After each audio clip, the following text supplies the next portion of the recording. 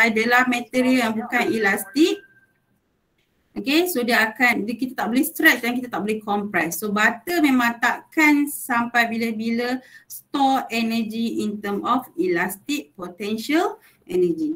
Okay, so macam mana nak kira elastic potential energy? So dia ada formula dia.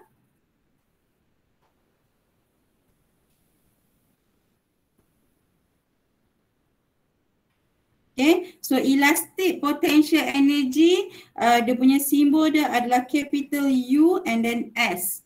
Dia punya simbol. Okay, dia punya keyword ni saya ulang balik. Okay, yang pertama adalah material elastic. Dan yang kedua dia mesti compress ataupun stretch. Okay, stretching. Okay, so dia punya formula dia adalah U S sama dengan half KX squared ataupun yang kedua dia ada dua formula U sama dengan half Fx. Okay, so kita tengok apa dia formula ni. Okay, K adalah kita define sebagai spring constant. Memang nilai K akan ada untuk setiap elastic material. So kalau dalam soalan, kalau ada soal cari, dia akan bagi nilai K lah. And it depends on material. It depend on material. So maksud dia kat sini, kalau material berbeza, nilai K akan jadi berbeza. Okay. Dan yang kedua yang kena tahu adalah X. So X adalah amount of compress ataupun amount of your punya stretch. Okay, dia bukan panjang biasa, spring biasa. Dia berapa panjang objek tersebut kita stretch. Okay, ataupun berapa pendek nilai yang kita compress. Okay, contoh saya tunjuk kat sini untuk X. Apa dia nilai X? So contoh kalau you ada spring. Okay, so ini panjang spring awak which is L, saya letak L initial. Okay, kemudian apa jadi kalau kita compress dia? So it means kita exert force. So the spring akan compress. Okay, bila dia compress, spring awak akan jadi lebih pendek lah daripada keadaan biasa. Okay, so ini keadaan after compress. Okay, so apa jadi? Apa jadi dekat length of the spring awak? So length of the spring awak yang final akan jadi panjang ini sahaja. So this is L final. So X itu adalah nilai apa? So X adalah berapa panjang dia compress. So kalau saya letak nilai X, so X adalah di sini. How much it is compressed. So ini adalah nilai X. So kat sini awak nampak sebenarnya X adalah L initial minus dengan L final. Berapa banyak dia compress. So jangan confuse dengan soalan. Okay, kadang-kadang soalan memang suka bagi awak nilai L instead of dia terus bagi nilai X. So you kena carilah. So ini untuk case kalau the spring is compressed. Okay. Nanti you boleh ni untuk case yang mana kita stretch. So untuk stretch selalunya daripada spring ni berada dalam keadaan normal, dan bila kita stretch dia akan jadi lagi panjang. So perbezaan length before and after itu adalah nilai you punya stretch, iaitu nilai X. So tolong jangan silap nilai X. So yang ini yang selalu student buat silap, dia confuse untuk nilai X. Okay, so kat sini dia tulis dah X final minus dengan X initial. L final, length final minus dengan length initial, baru dapat nilai X. Okay, so yang kedua, equation yang kedua half Fx. So F ini adalah kita letak simbol dia sebagai Fs, refer kepada restoring force. Okay, so apa dia restoring force ni? Okay, restoring force ni special sebab dia wujud pada objek yang elastic material sahaja. So contohlah yang ini, saya ada spring. Okay, kemudian saya tekan spring saya. So spring ni dia material, elastic material. So bila saya tekan spring dan spring berada kat dalam keadaan compress, akan wujudnya restoring force yang cuba untuk kembalikan spring ni ke bentuk yang asal. So kalau saya draw dekat sini, the directions of restoring force, dia akan pergi arah sinilah sebab dia cuba kembalikan spring itu ke bentuk asal. Kita cuba pendekkan spring, dia akan cuba lawan balik. Okay, so untuk dia kembalikan spring dalam bentuk keadaan asal. That's why bila you ambil spring yang you compress, you akan rasa seakan-akan tangan you tu ditolak. Okay, you rasa ada daya yang menolak. So spring tu seakan menolak tangan you balik. Sebab apa? Inilah restoring force. Okay, dan restoring force ni dia ada limit dia. Okay, dan ketika mana dia melebihi limit yang telah ditetapkan, ketika itulah objek takkan kembali ke bentuk asal. Okay, contoh kalau you ada getah, you tarik, you stretch getah sampailah getah tu ada keadaan di mana bila you lepas, dia dah tak kembali kepada bentuk asal, dia jadi panjang, dia tak jadi macam pendek sebelum tu. Itu bermaksud restoring force dia dah melebihi limit waktu you tarik, melebihi limit restoring force. So ketika itu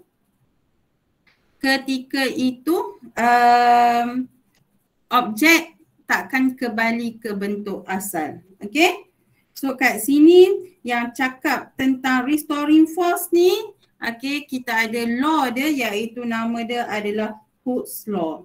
Okay, Hooke's law ni dia cakap, okay, state that restoring force, okay, Fs of the spring is directly proportional to the amount of stretch ataupun compress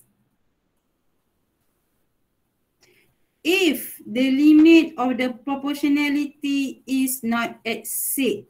So maksudnya nilai Fs yang wujud dalam elastic material ini, nilai dia adalah bergantung kepada nilai X, compress ataupun stretch. Lagi besar, okay, nilai X, lagi besar you compress, lagi panjang you compress spring tersebut, lagi besar restoring force. It means that you akan rasa lagi kuat daya yang menolak.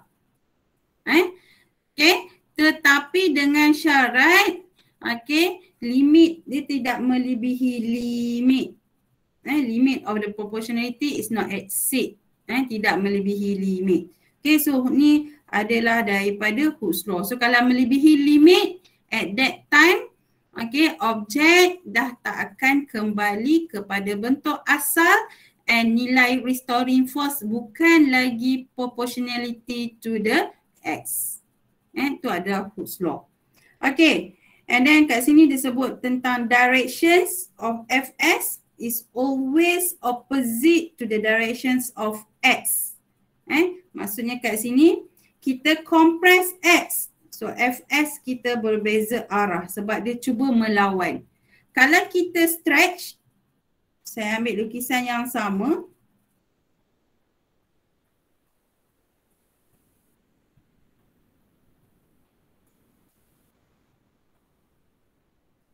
Okay. Kalau kita stretch dalam keadaan kita stretch, so ini spring initial, kita cuba tarik spring ni menjadi lebih panjang.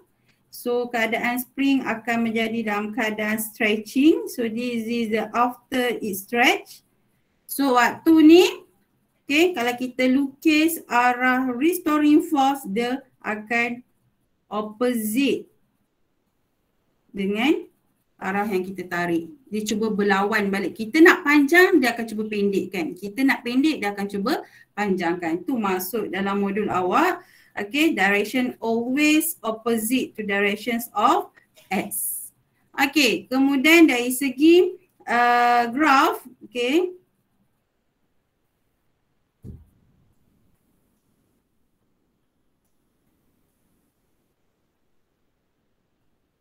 Okay, kalau dia bagi awak graph F versus X, so daya yang dikenakan ke atas elastik material tersebut and then terhadap X adalah nilai compress apa nilai stretch. Kita tahu tadi, okay, F adalah proportionality to the X. Tadi saya tunjuk ini. So F is directly proportional to the X. So bila kita lukis graph, okay, kita akan dapat graph yang direct lah, straight line.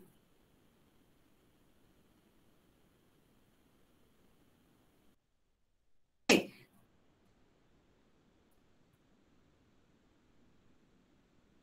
So kat sini lah berlakunya ada limit.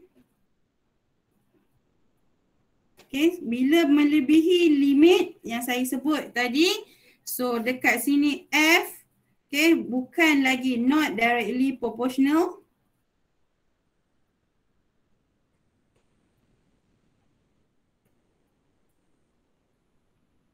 to X. Okay, not directly proportional to X. Untuk area di sini.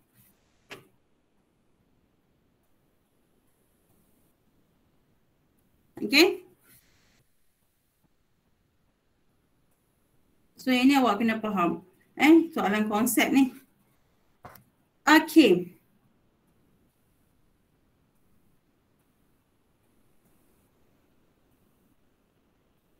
Okay, so kalau tidak melebihi limit of the proportionality yang diperkenalkan oleh Hooke's law, so kita boleh kira nilai US tadi kalau kita ada graph, kita boleh kira nilai US selain kita menggunakan equation.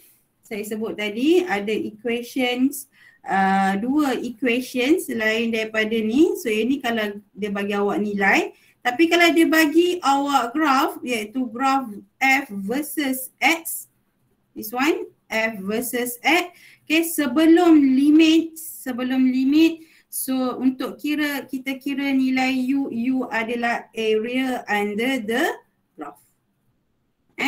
U adalah area under the graph. So ini maksud dia. Okay, US adalah work done juga, dia juga adalah area under the graph. Okay, dan it's valid hanya ketika limit dia tidak melebihi limit lagi. So ini konsep dia. Selepas melebihi limit, so dekat sini kalau you kira nilai area dia bukan lagi sama dengan elastic potential energy. Okay, so ini adalah Hooke's law lah. Okay, saya tengok ada soalan tadi. Ada yang PM tanya, compress, Madam nak tanya, maksudnya for compressing initial minus final but stretching final minus initial. Okay, so sebenarnya untuk nilai X tak ada masalah pun siapa bahagi siapa. Untuk nilai X you boleh juga buat X sama dengan L final minus dengan L initial, tak ada masalah. Cumanya bila you dapat nilai X tu negatif, bila masukkan dalam equation, okay, you just masukkan nilai yang positif sahaja. Sebab kat sini adalah magnitude sahaja. So kita kalau dapat negatif, kita just masukkan nilai dia sebagai positif. Sebab dia nak how much it compress. So tak kisahlah final minus initial ataupun initial minus final. Okay, boleh Irina? Madam nak tanya. Ya. Madam boleh ulang balik tak yang area under the graph tu? Part yang mana? Yang mana awak tak faham? Tak, saya tak dengar tadi sebab internet saya slow. Okay, area under the graph kat sini kita boleh kira nilai US, kita boleh kira nilai elastic potential energy, okay, iaitu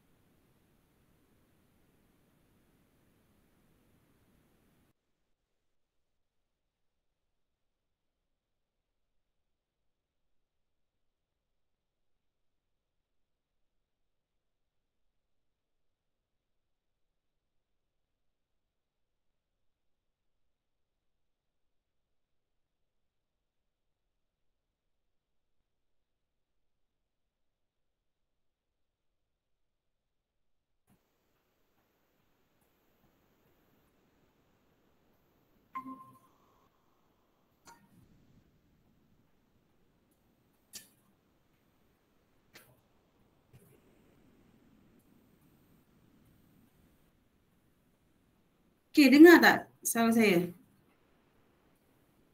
Dengar. Jom. Dengar. Tak dengar. Mungkin sebab tadi saya ulang balik saya punya internet terputus.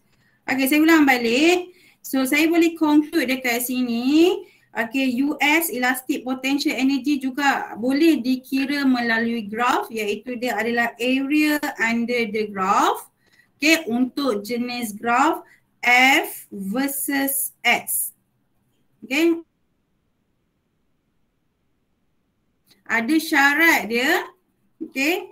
Jika awak hanya boleh kira area under the graph untuk di kawasan F versus X yang tidak melebihi limit. Yang tidak melebihi limit. So maksudnya dekat sinilah. Yang mana F masih directly proportional to the X. Okay. So yang ini adalah area di mana F is directly proportional to the X. Okay. Untuk di kawasan yang melebihi limit, iaitu kawasan di sini, di mana F bukan lagi directly proportional to the X. So di sini kita tak boleh dapatkan nilai elastic potential energy walaupun kita boleh kira area under the graph. Nilai dia tak sama. Itu yang saya boleh conclude. Okay, dapat?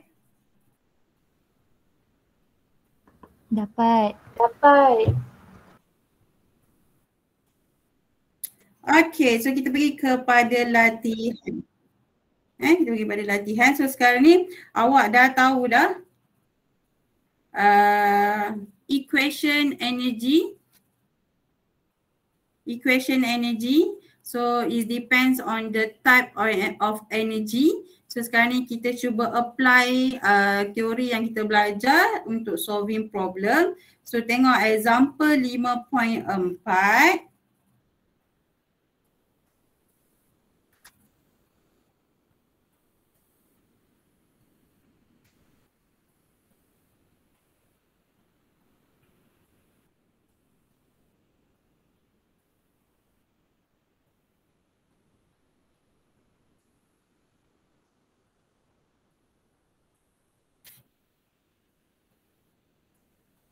Okay. Okay, so kita tengok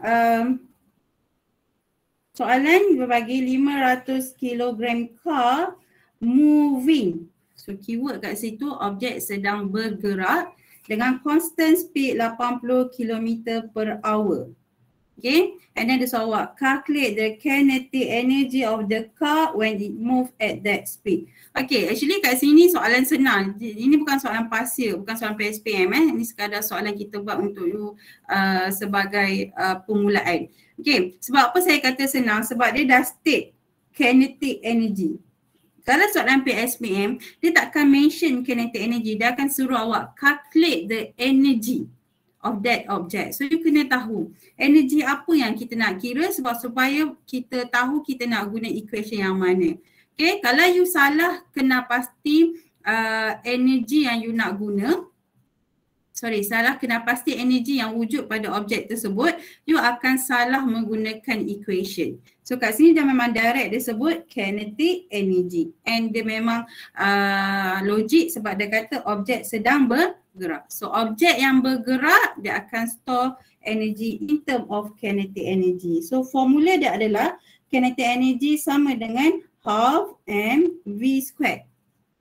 Saya rasa tak ada masalah untuk kegunaan equation, tapi saya risau adalah dari segi unit. Sebab apa?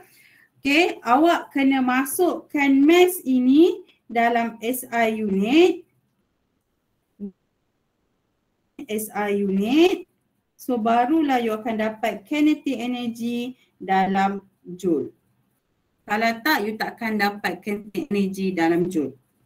Okay, so kalau tengok kat sini, velocity yang dia bagi adalah 80 km per hour. 80 km per hour. So, itu adakah dalam SI unit kelas? Km per hour? Tak. Okay. So, maksudnya kena convert kepada SI unit. Baru boleh guna nilai tersebut dan gantikan dalam equation. So ini bermain dengan chapter 1 lah. Okay, how to convert. So kat sini saya just tunjuk and then awak tahulah, awak boleh revise sendiri. Okay, so awak akan dapat 30 pula.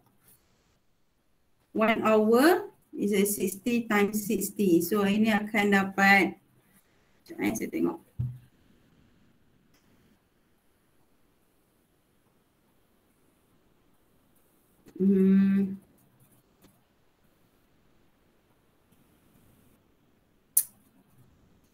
Dapat berapa?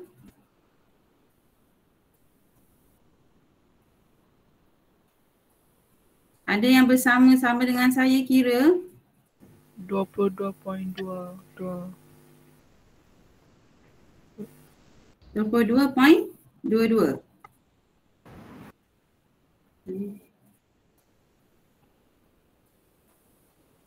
Dua point dua.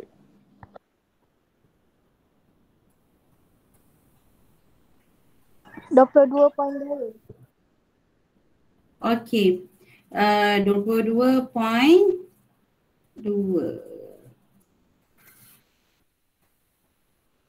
22.22. Betul? Betul. Darab 10 tak? Tak ada. Times 10 to the power of tak ada Tak ada. Tak ada sebab marking scheme saya terus masukkan nilai. Okey, so kita baru boleh guna nilai tersebut. So ini dalam MS -1. So ini baru dalam SI unit meter per second. So kalau you masukkan nilai ni tadi, you akan dapat jawapan yang salah. Okey, so masukkan. So half. Okay, mass dah memang dalam SI unit. Velocity 22.22 and then square. So ini awak akan dapat 1.23 darab 10 kuasa 5 Joule. Okay. So habis untuk soalan yang pertama, kinetic energy. Kita pergi soalan yang kedua.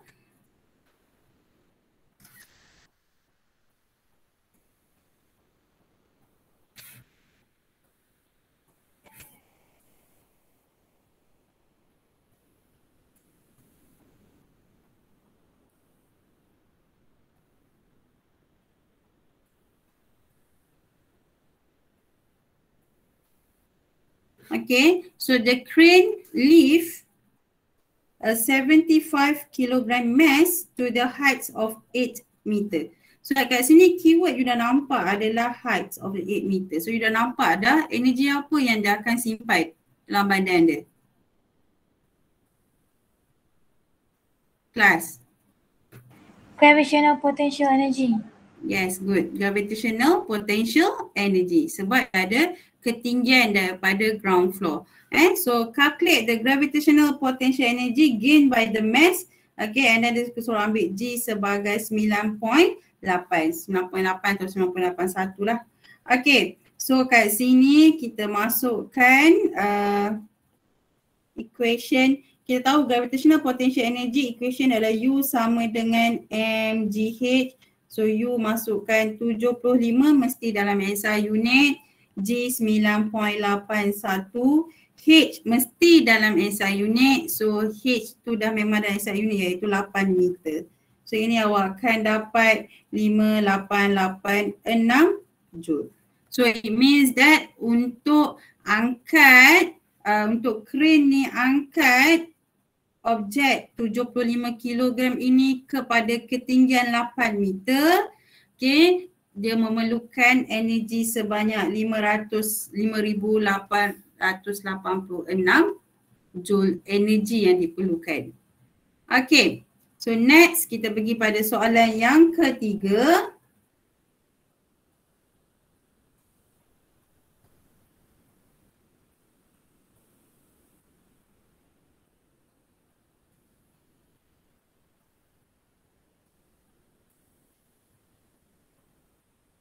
Okay, so kat sini dia dah sebut a spring. So you dah nampak dah ini keyword. Spring bermaksud elastic material. Okay, So nak tahu dah energy dia mestilah elastic potential energy. Okay. And dia kata dia dah sebut extensions of 20 cm.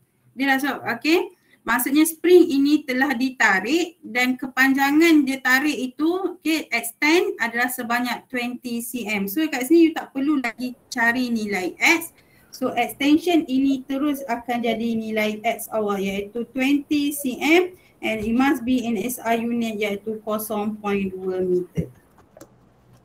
Okay, and then calculate the elastic potential energy and dia bagi awak spring constant 100 Newton per meter.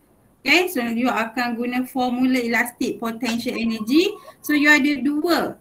Okay, you boleh pilih depends apa yang dia bagi. Disebabkan dia bagi awak nilai K dengan X, so saya guna formula U sama dengan half KX squared.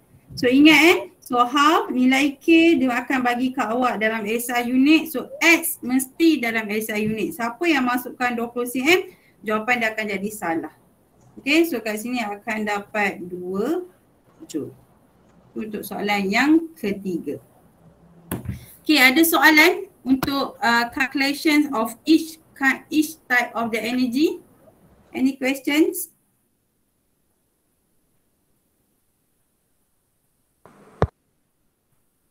So kalau tak ada, saya nak pergi kepada principle conservations of energy. Actually kita boleh habis chapter 5. So untuk siapa yang dah masuk 5.1 kelas saya di HP7 dengan di HP5, so maksudnya kita boleh habis cuti minggu hadapan you boleh revise sebab assignment akan keluar pada minggu ke-11. Assignment. Okay. Saya pergi kepada learning outcome yang terakhir untuk 5.2. Saya cek dahulu learning outcome habis belum.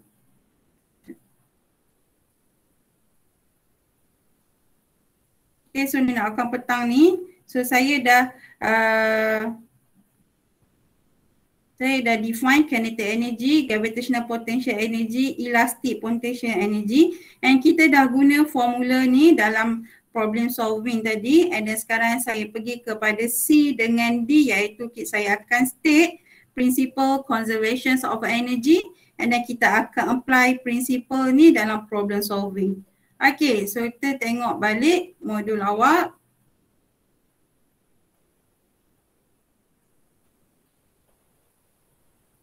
Okay, principle conservation of energy.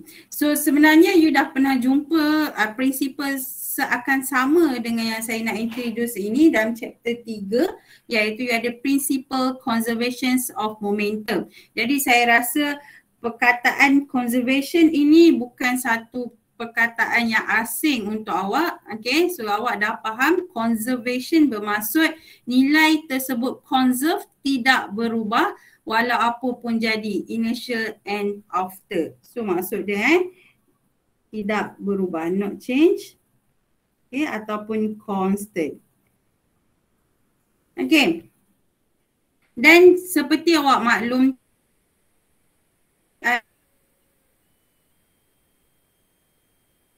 ataupun tidak boleh dimusnahkan, melainkan dia boleh convert daripada satu bentuk kepada satu bentuk. Okay, contohlah kinetic energy. Okay, kinetic energy, kalau objek tersebut ada kinetic energy tu mesti datang daripada energi yang lain tapi berubah dalam bentuk kinetic energy. Dia tak akan tiba-tiba muncul jadi kinetic energy. No. Dia mesti daripada energi lain convert kepada form of kinetic energy. Itu maksudnya energy cannot be created. Dan bila dah ada kinetic energy, dia tak boleh tiba-tiba energi dia hilang. Kosong, kinetic energy dia kosong. Takkan berlaku, melainkan kinetic energy of that object berubah kepada potential energy ataupun berubah kepada elastic potential energy ataupun berubah kepada heat loss due to the friction. Energy dia boleh transfer kepada bentuk lain tapi tidak boleh dimusnahkan.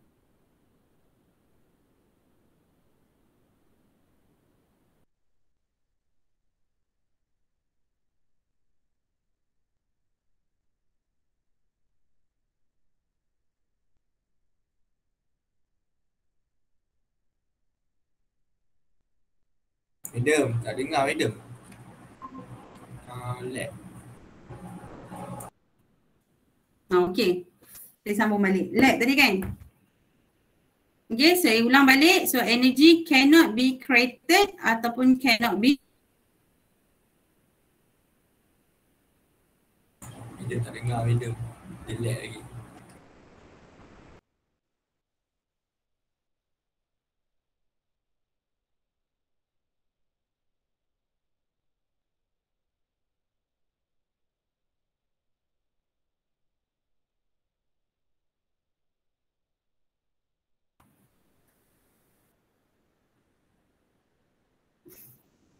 Sorry saya tak tahu lah internet saya petang ni. Oh madam, kami tunggu madam. Sekejap saya tukar.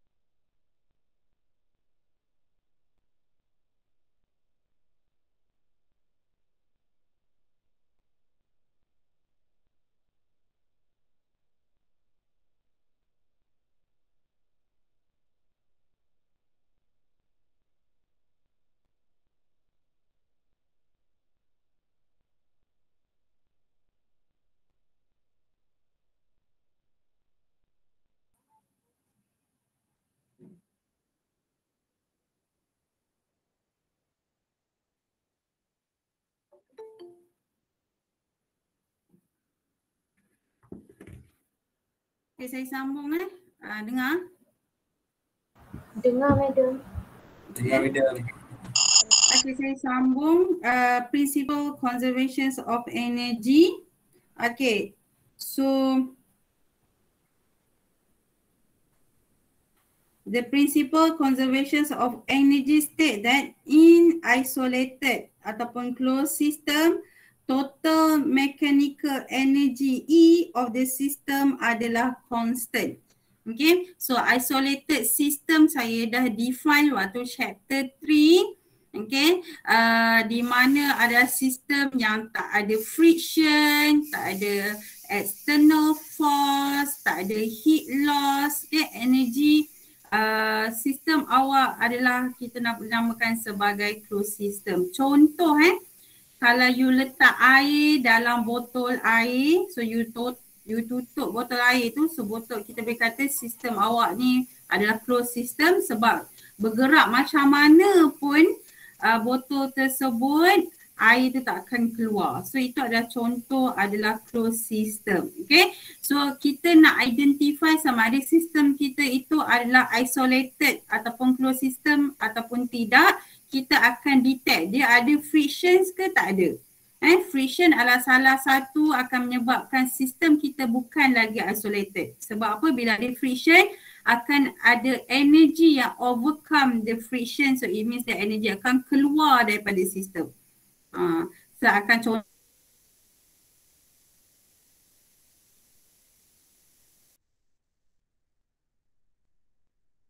Madam, dia lag lagi madam.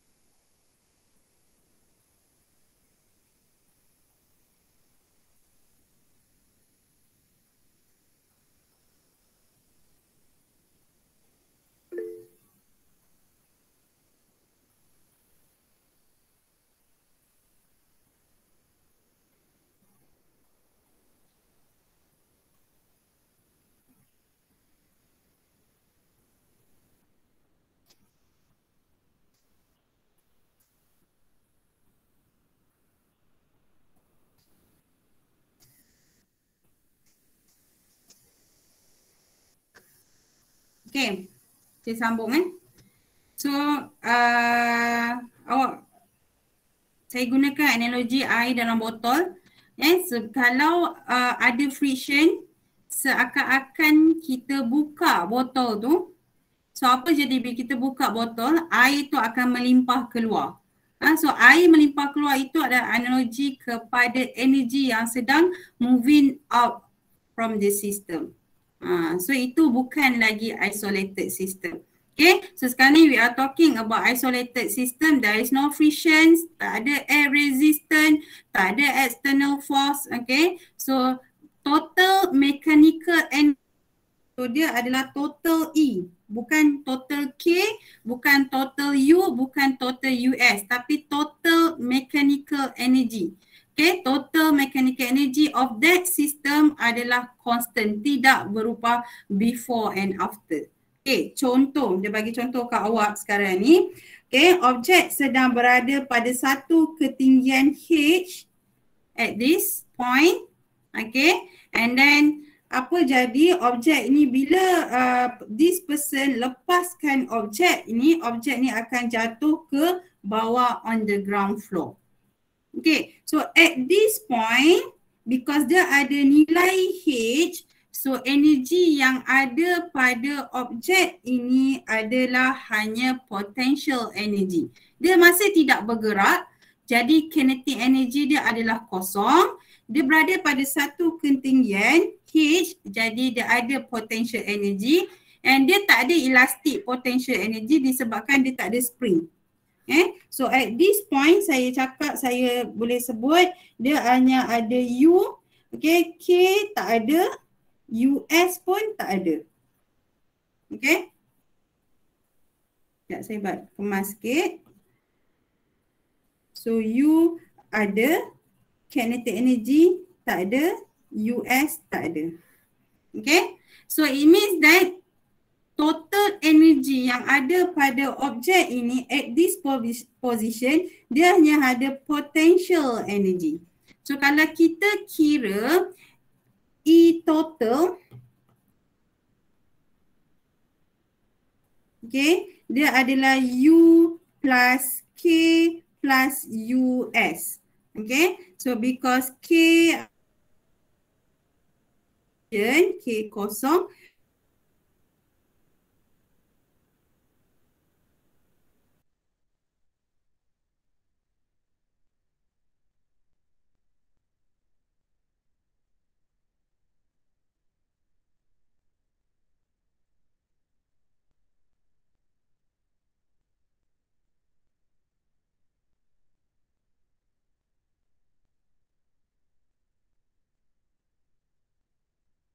Madam, lag lagi madam. kemudian berada dekat Allah. Madam tadi lag.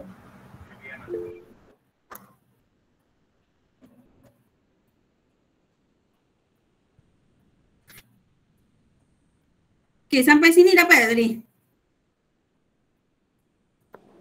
Sampai kosong tu, sampai US kosong. Okay, sampai US kosong. Okay, good. Okay, so maksudnya E total pada position ini hanyalah potential energy. So E total hanyalah potential energy. Okay, so saya kat sini kat graph ni, okay, nilai U yang ada, nilai K adalah kosong. Okay, and then kita tengok at this position, dia berada di tengah-tengah. Okay, bila berada di tengah-tengah, okay, dia ada nilai H sebab dia masih ada ketinggian. So it means that at this position dia akan ada nilai U. Sebab dia masih ada H from the ground floor. And dia sedang bergerak. Sebab dia tengah jatuh kan. So bila dia tengah bergerak, it means that dia akan ada nilai K. Okay.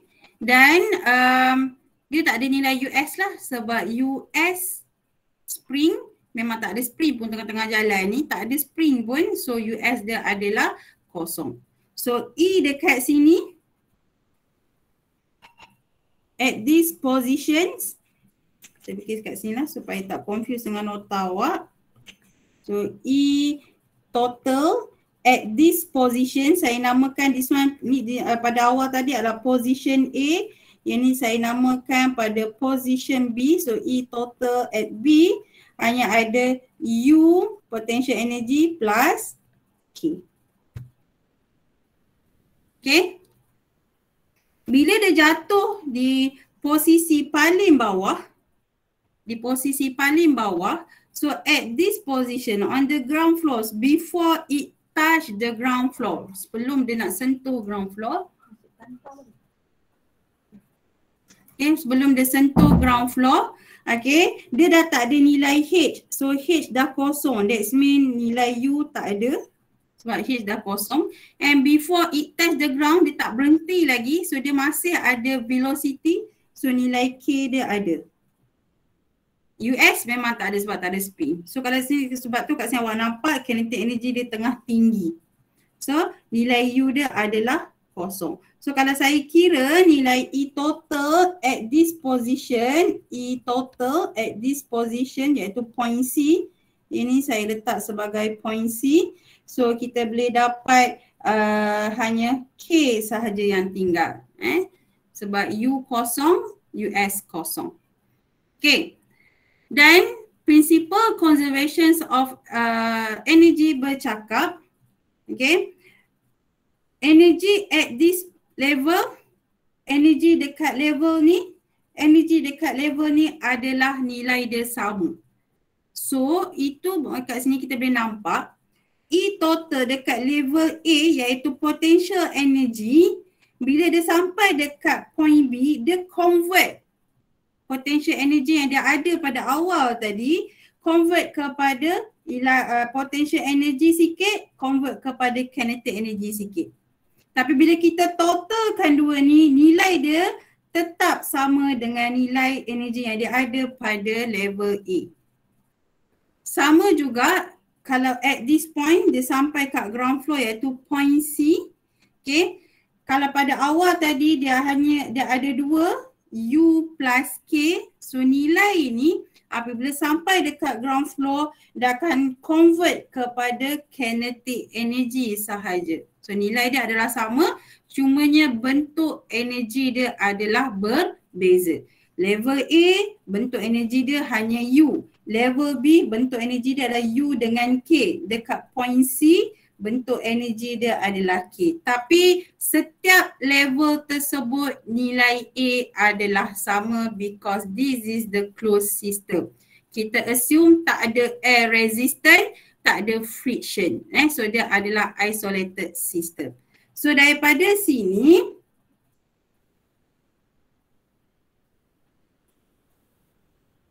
kita boleh keluarkan dalam bentuk equation summation EI sama dengan summation EF. Total energy initial adalah sama dengan total energy final.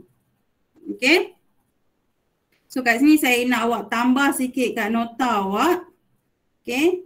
Sebab yang tu dia terus tulis dalam bentuk equation. So summation EI sama dengan summation EF. So initial I ni maksudnya initial position. Ya, skrin saya lambat. Final ni F adalah final position. Okay. So setiap kali you nak guna principle ni, you tulis macam ni and then you kena pecahkan apa benda yang you tambah sebagai total energy ni. So kita ada 3 jenis energi iaitu kita ada U initial tambah dengan US initial tambah dengan kinetic energy initial. Sama dengan U final tambah dengan US final tambah dengan K final. Okay, kita akan buat equation macam ni dan kita akan identify dekat initial position, okay, energi yang mana yang kita boleh cross sebagai kosong. Contoh kalau tadi dekat level A, kalau level A kita ada sebagai initial position, so kita boleh cross US dengan KI.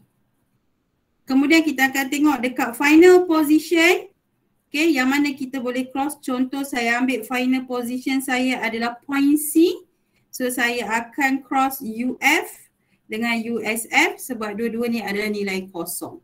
So dari sini kita boleh selesaikan unknowns dalam soalan menggunakan principle conservation of energy.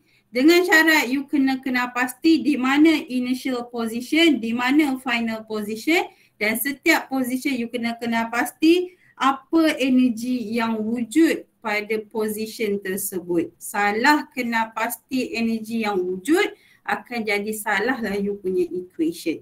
So this is principle conservation of energy. Okay, dan kita hanya boleh guna principle ini jika dia adalah closed ataupun isolated system. Sama macam summation PI is equal to summation PF. Okay. So saya ambil satu soalan.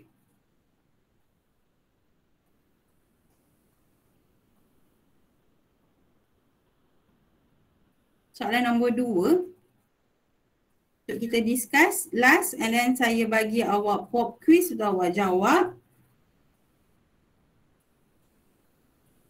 Okay, di mana soalan ni kita akan apply principle conservation of energy. Okay, so ini soalan dia.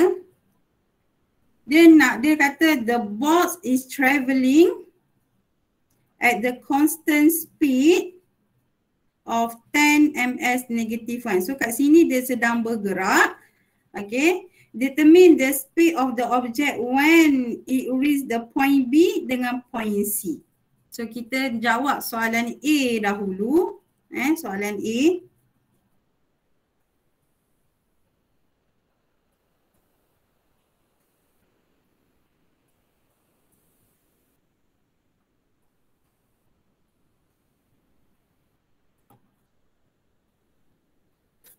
Okay, so awak nampak kita boleh apply conservation of energy.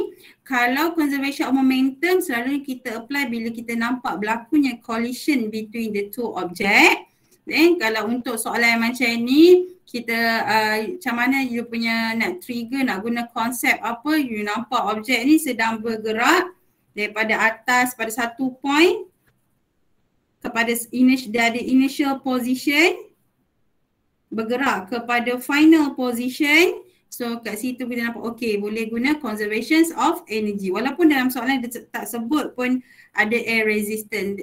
Dia tak sebut bermaksudnya ini adalah closed system. So kita boleh guna conservation of energy. So nak guna dia, kita tahu bila kita nak apply conservation of energy, kita akan guna summation EI is equals to summation EF. Total energy initial position sama dengan total energy final position. So kita kena identify di mana initial position, di mana final position. Sebab setiap position akan ada jenis energi yang berbeza walaupun jumlah dia adalah sama.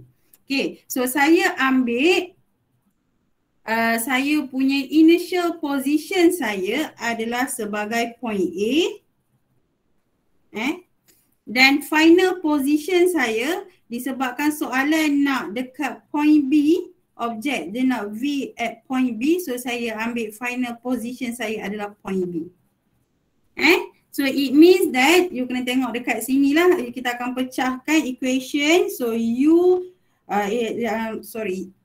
gravitational potential energy U dekat point A tambah dengan US dekat A tambah dengan kinetic energy dekat A.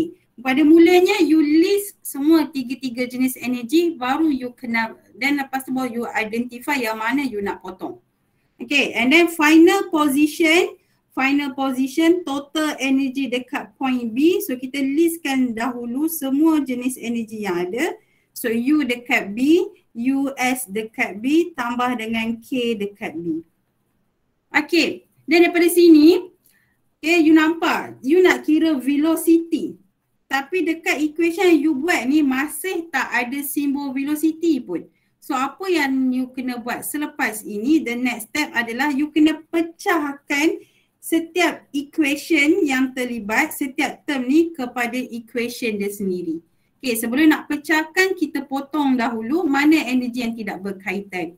So you tengok dekat point A, at point A. Objek sedang bergerak, okay, and objek berada dalam satu ketinggian iaitu 5 meter from the ground floor. So soalan saya kelas, dia ada tak UA?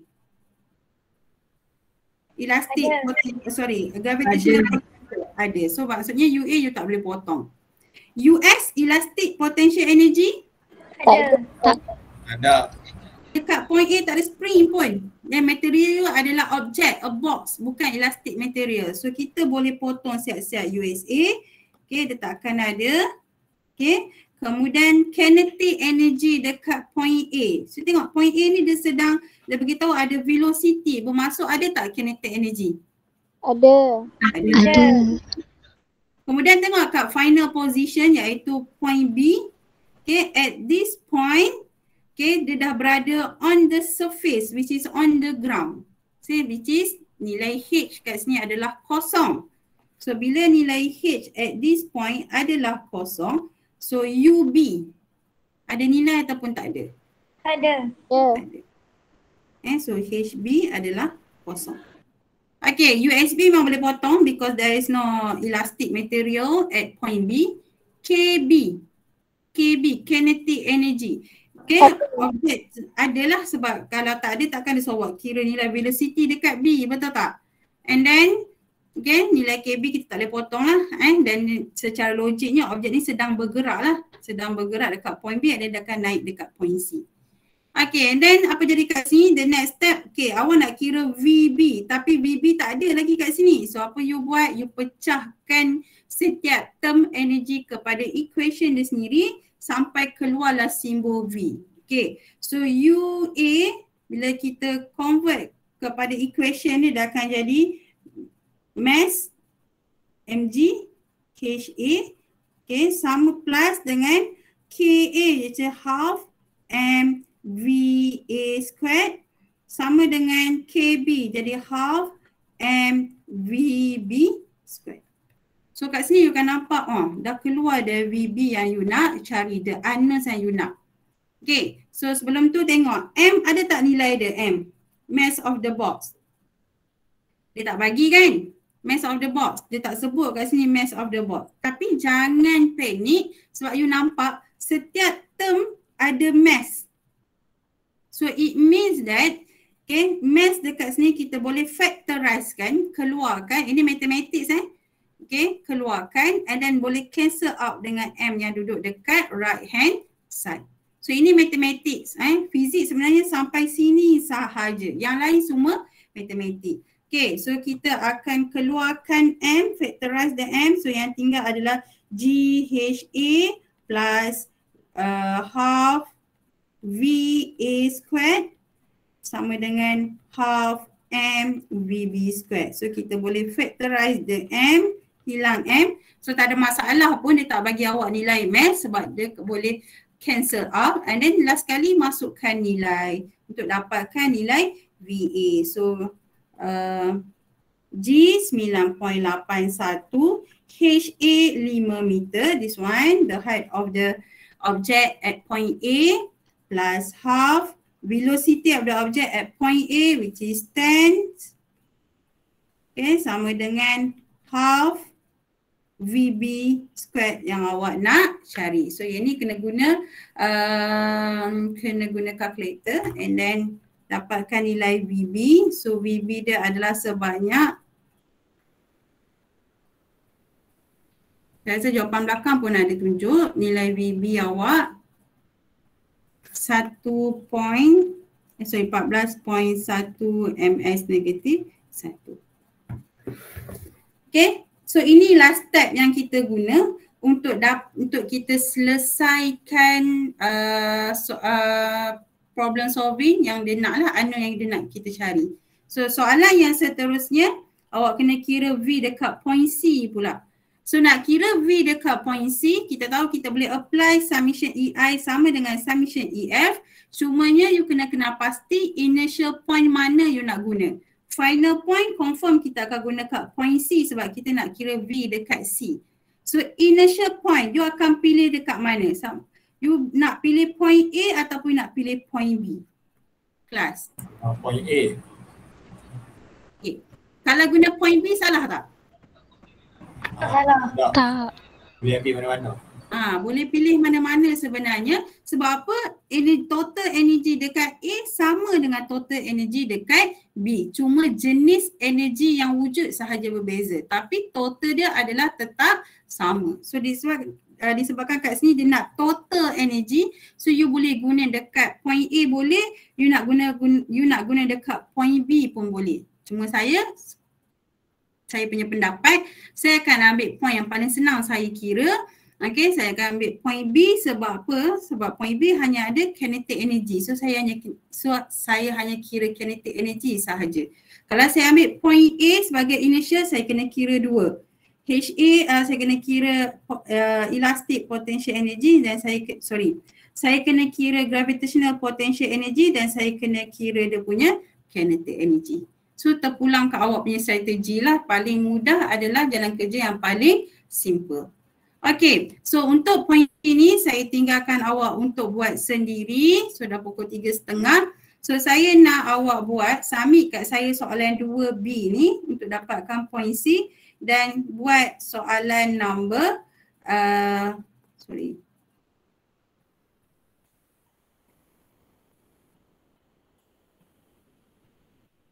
Okay, soalan nombor 1 dengan soalan nombor 2.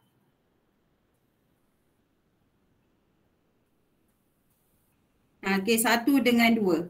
And then submit dekat GC soalan 1 dengan 2 example 5.7. Submit kat saya sebelum pukul 4. Okay. So siapa yang tak ada soalan boleh proceed leave the meeting. Okay, saya minta maaf atas kekurangan internet saya petang ni. Yang ada soalan boleh stay. Saya akan stay kat Google Meet sampai pukul 4.